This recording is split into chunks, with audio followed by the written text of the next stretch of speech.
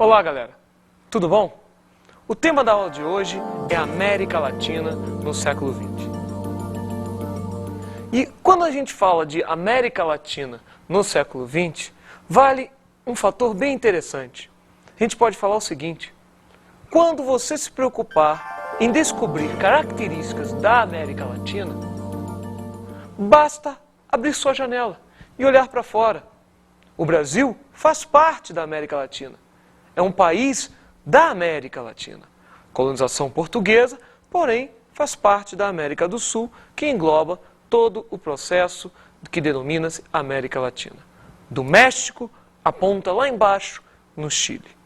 Mas vamos dar ênfase às características do processo latino-americano. O processo latino-americano não é nada bom, não. O processo latino-americano podemos destacar como primeira característica o processo de favelização, um processo crescente nos últimos 10 anos. A favela, característica marcante de alguns estados no Brasil, como por exemplo o Rio de Janeiro, vem dominando o cenário latino-americano, devido principalmente ao crescimento da pobreza, da necessidade do indivíduo morar próximo ao seu trabalho. A favelização em si é uma característica e uma das mais importantes e predominantes dentro do contexto latino-americano. Outra característica interessante é o processo de corrupção. Quem nunca assistiu o jornal, leu o jornal, fulano roubou aquilo, fulano desviou isso, Beltrano fez aquilo, fez isso. Corrupção. O ato, de passar a perna nos outros, nos demais participantes da sociedade, enquanto alguns pagam, outros roubam.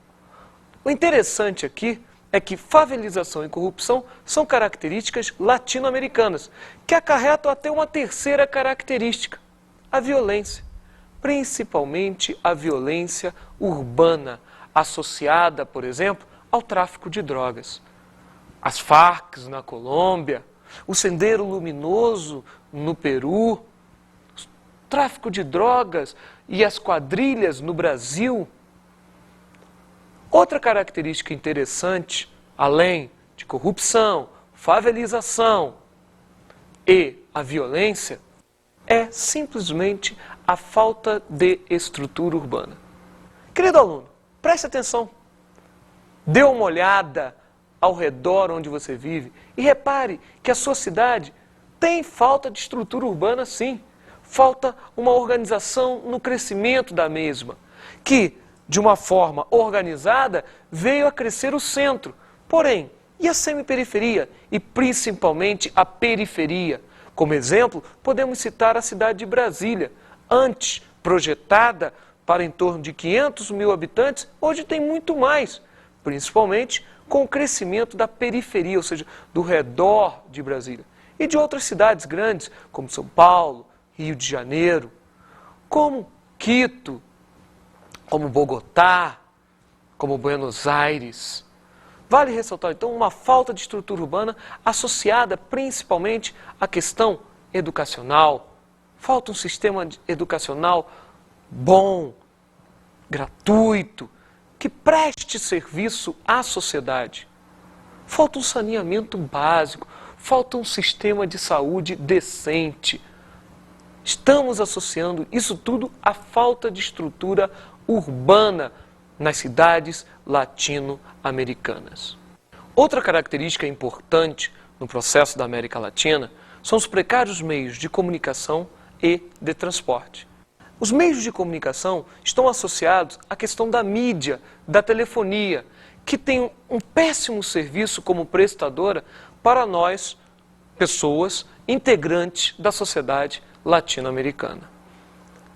Dentro desse ponto, nós temos a questão também precária dos transportes, onde, se o transporte fosse eficiente, se o transporte prestasse um serviço adequado à sociedade e interligado, trem, ônibus, metrô, ônibus, não existiria chance para que veículos promovessem um processo denominado uma lotação informal.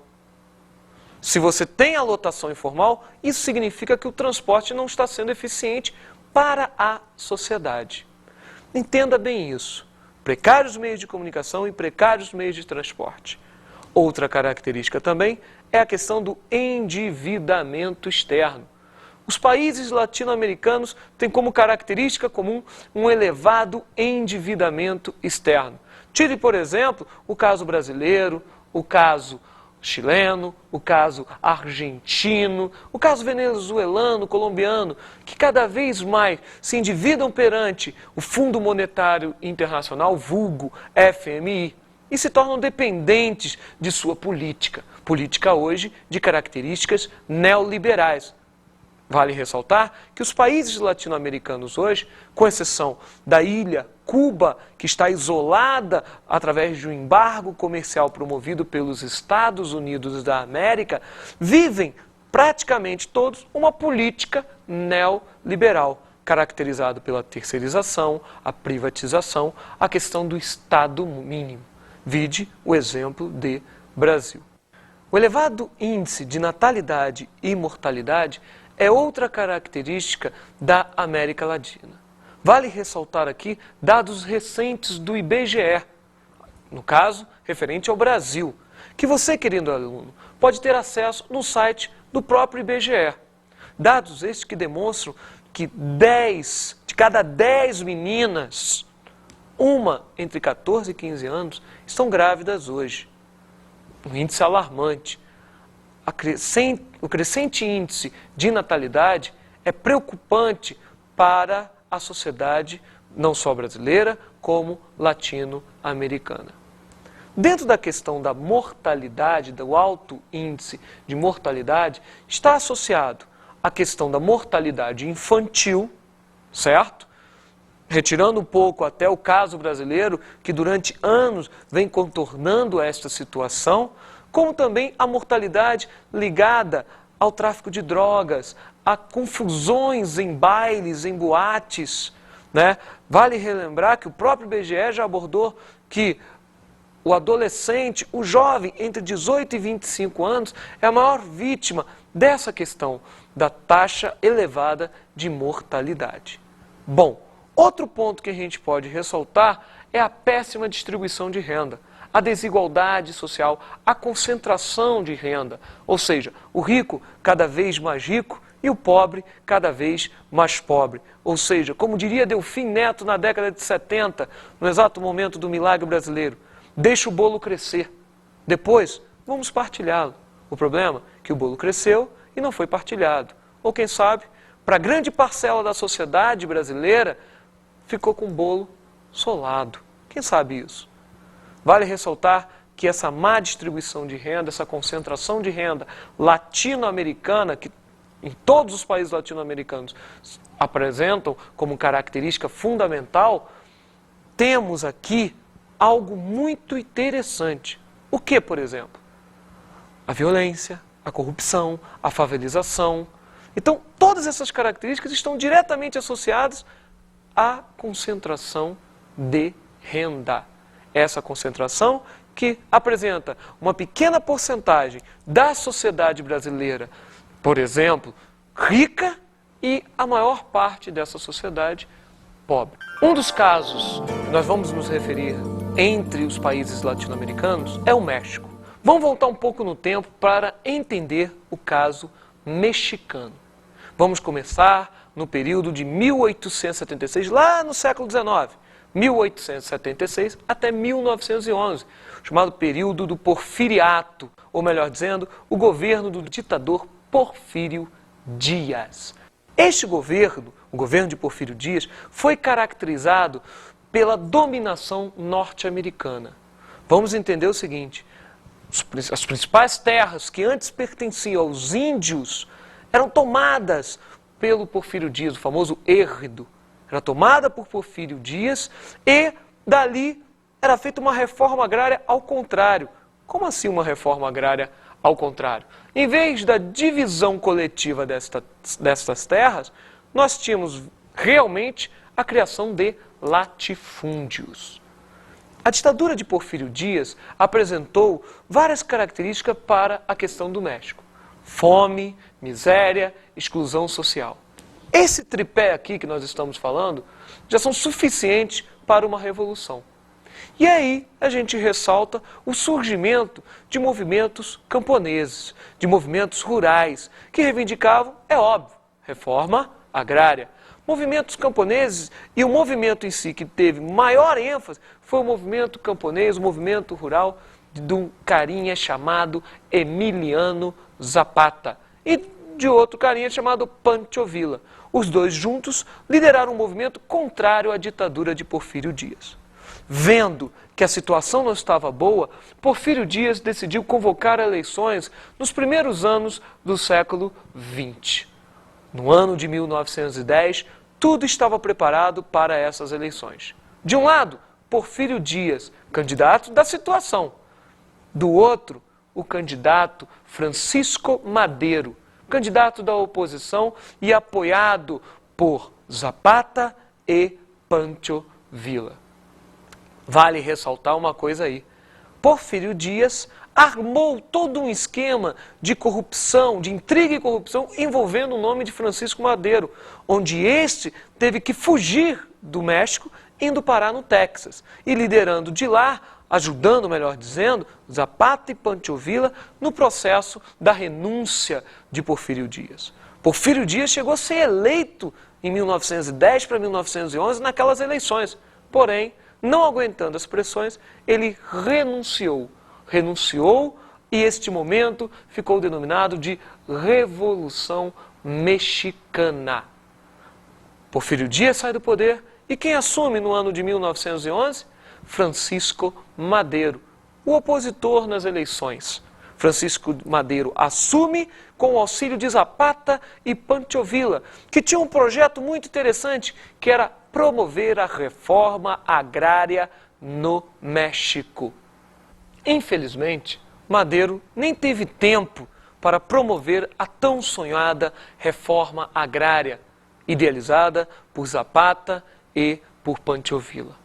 Francisco Madero, em seu governo, entre os anos de 1911 e 1913, não veio a atender os interesses imperialistas do capital norte-americano.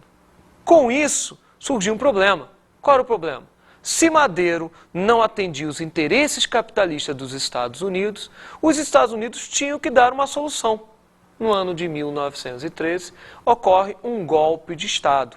O golpe de Estado que vai levar Victoriano Huerta ao poder vai assassinar Francisco Madero. Francisco Madero morto neste golpe de Estado e acontece a ascensão de Victoriano Huerta no poder com o objetivo de simplesmente atender os interesses norte-americanos. Ele realmente atendeu os interesses norte-americanos. Só que, dentro de uma província no interior do México, chamada província de Coahuila, um movimento chamado movimento anti-huertista simplesmente veio a surgir, apoiado pelos mesmos Emiliano Zapata e Pancho Villa. O movimento anti-huertista era liderado por Venustiano Carranza, que vai promover a queda de Victoriano Huerta e a ascensão do mesmo Carranza no poder. Fato interessante este: Carranza tinha apoio, de um lado, dos camponeses, Zapata e Pancho Villa, e do outro lado, da política norte-americana. Peraí, aí você me pergunta, Victoriano Huerta não tinha o apoio dos Estados Unidos? Como que Carranza também tinha um apoio? Que contradição é essa? Não necessariamente. Victoriano Huerta tinha sim o apoio dos Estados Unidos quando subiu ao poder. Porém, quando ele estava no poder, não veio atender economicamente os interesses do capital norte-americano. Com isso, o que os Estados Unidos fizeram? Uma coisa simples. Começaram a apoiar o movimento para derrubar Victoriano Huerta. E isso aconteceu. Venustiano Carranza sobe ao poder, certo? Assumindo a presidência, retirando o Huerta da mesma. Carranza no poder vai atender os interesses norte-americanos e, com isto, vai promover uma caça aos líderes camponeses, que, infelizmente, nos anos de 1919 e 1923, respectivamente, vão ser mortos. No ano de 19, Emiliano Zapata é prego numa emboscada. E no ano de 1923, Pancho Villa, também numa emboscada, vai ser morto. Os dois grandes líderes camponeses que reivindicavam a reforma agrária mortos, mingua com isso o movimento pró a distribuição de terras. Neste exato momento, o movimento, que já era fraco, mesmo com a participação de Zapata e Pancho Villa, vai desaparecer, retornando com sua força apenas na década de 90, com o Exército Zapatista de Libertação Nacional.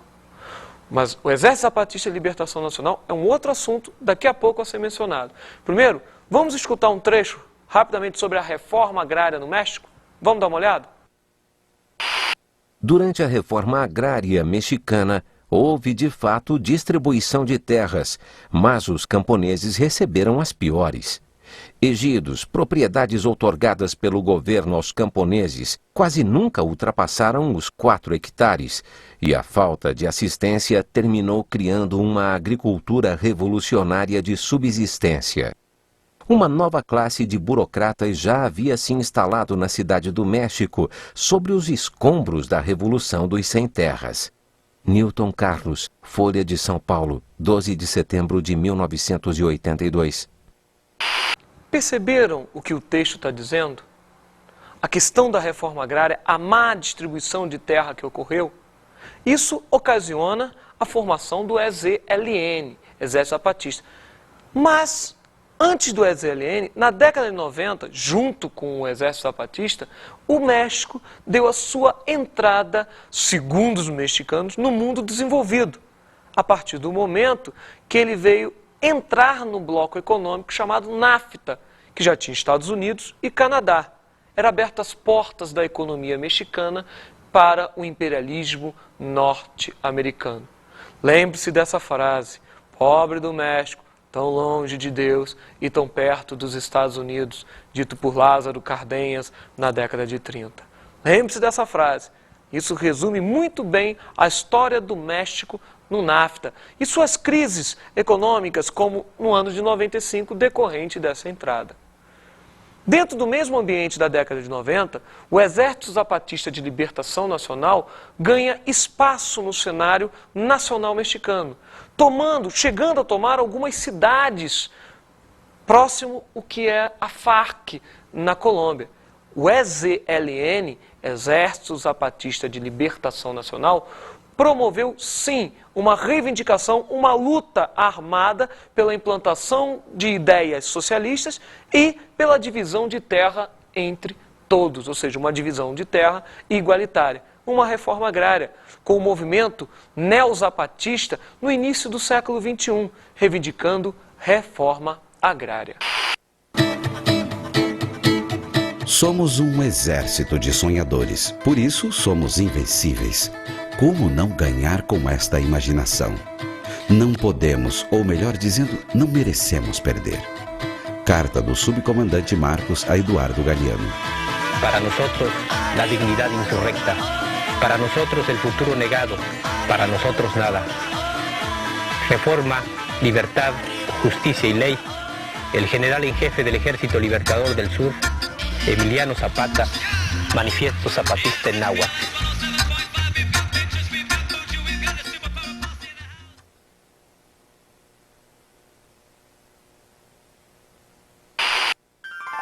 A Nicarágua é um outro caso que daremos ênfase dentro do contexto da América Latina. Vale ressaltar que no final do século XIX, os Estados Unidos possuíam interesse de construir um canal que ligasse o Oceano Atlântico ao Oceano Pacífico. Esse canal facilitaria os navios comerciais norte-americanos e principalmente os navios militares na passagem Atlântico-Pacífico em direção ao Oriente. Vamos ressaltar também que o canal que se idealizava ser construído era o chamado Canal da Nicarágua, que devido ao seu alto custo de construção não foi feito. Você sabe muito bem que o canal não fica na Nicarágua, fica no Panamá. Lembre-se disso, Canal do Panamá. Os Estados Unidos financiaram o movimento guerrilheiro no Panamá para promover a independência do Panamá em relação à Colômbia e forneceu à Colômbia em torno de 25 milhões de dólares para que a Colômbia aceitasse o Panamá independente e, com isso, o canal a ser construído. Mas voltando à questão da Nicarágua, no ano de 1912, início do século XX, era promovido o Tratado Bryan Chamorro, que promovia a intervenção perpétua dos Estados Unidos naquele território. A Nicarágua se transformava num protetorado norte-americano. Daí, no período de 1912 a 1933, ocorreu ali a presença dos Marines, praticamente governando o território da Nicarágua. Não preciso falar que, ao governar o território da Nicarágua, os Estados Unidos exploravam comercialmente aquele território. Era um mercado consumidor para os seus produtos, era um mercado fornecedor de matéria-prima. Daí, alguns grupos descontentes com o momento, a população em si, a sociedade nicaragüense passando fome, miséria, exclusão social, você já viu esse tripé, causaria uma revolução. Em 1927, ocorreu o surgimento de um movimento revolucionário camponês liderado por Augusto César Sandino, que durou até o ano de 1934. Este movimento revolucionário reivindicava, acima de tudo, reforma agrária, a divisão das terras, e também era um movimento anti-imperialista, antipolítica norte-americana. Porém, tudo estava armado. Anastácio Somoza, um latifundiário, unido com a política norte-americana, aprontou para Augusto César Sandino. E no ano de 34, numa reunião que foi transformada numa emboscada, simplesmente prendeu e matou Augusto César Sandino. No ano de 37, Somoza, Anastácio Somoza, o pai, subia ao poder. Cuidado com esse detalhe. Anastácio Somoza, pai, digamos assim, assumia o poder em 1937. Porque no ano de 1979, quando caíra a ditadura somozista, é Anastácio Somoza Filho.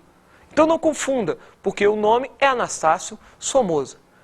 Na ditadura de Anastácio Somoza, entre o ano de 37 e 1979, nós temos um destaque muito interessante para 2 anos, 45 e 59.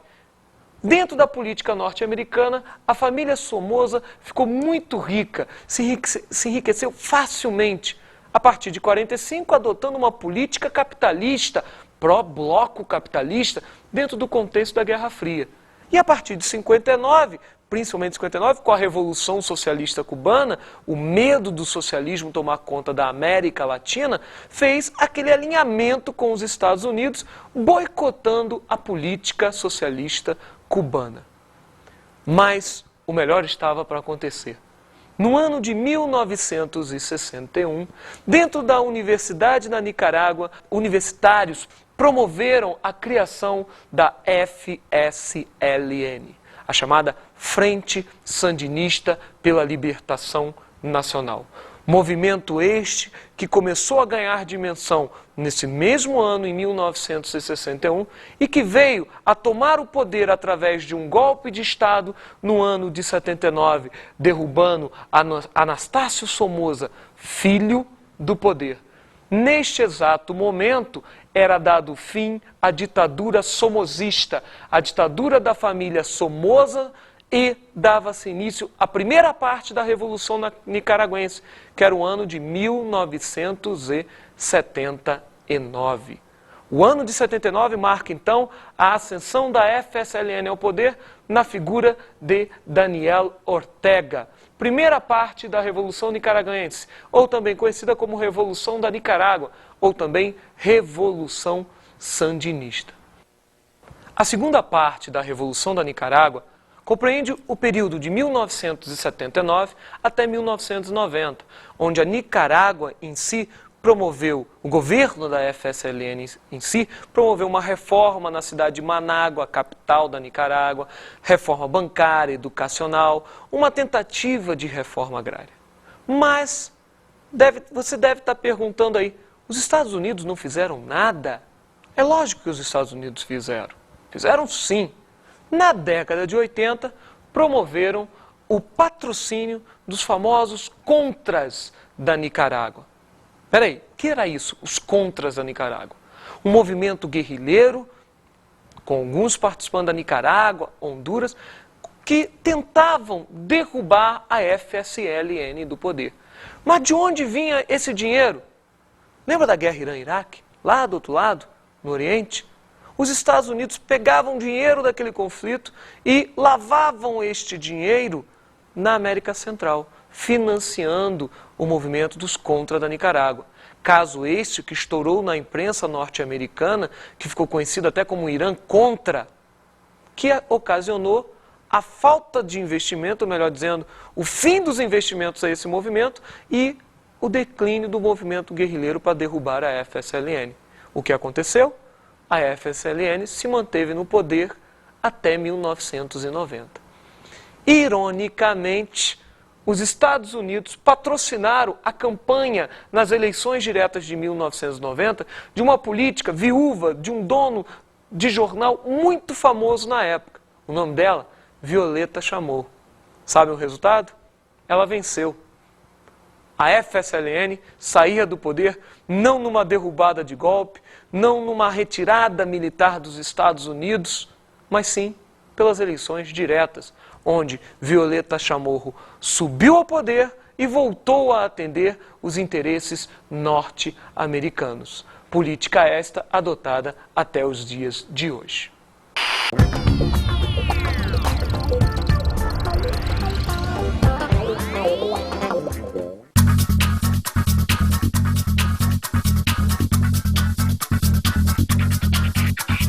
Querido aluno, a dica de estudo hoje é bem simples. Uma leitura essencial.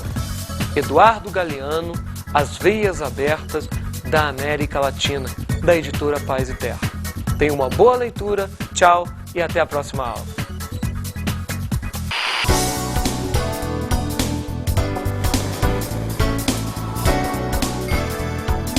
Na aula de hoje estudamos a América Latina, vimos as suas características. Dentre as várias características da América Latina, nós temos favelização, corrupção, violência, um elevado endividamento externo, um alto índice de natalidade, de imortalidade e precários meios de comunicação e transporte. Aprofundamos o estudo analisando o México. A Revolução Mexicana se deu no momento de queda de Porfírio Dias, no ano de 1911, a ascensão de Madero, auxiliado pelos camponeses Zapata e Pancho Villa. E por fim, aprendemos um pouco mais sobre a Nicarágua. A Revolução Nicaragüense se deu no ano de 1979, a partir da queda do regime ditatorial somozista e a ascensão ao poder da FSLN, liderada por Daniel Ortega.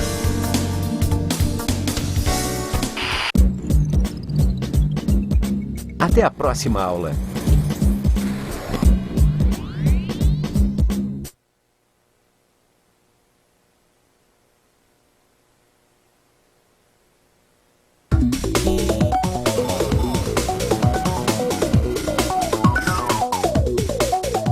Olá, colega professor. Tudo bom? A dica de hoje é bem simples. Preste bastante atenção. Reúna a sua turma e promova uma mesa redonda sobre uma questão ou várias questões que assolam a América Latina. Por exemplo, a desigualdade social, a questão agrária, por exemplo, aqui no Brasil, as disputas de terras. Após essa discussão, crie um texto, formule um texto sobre o determinado assunto. Entendeu o recado? Até a próxima!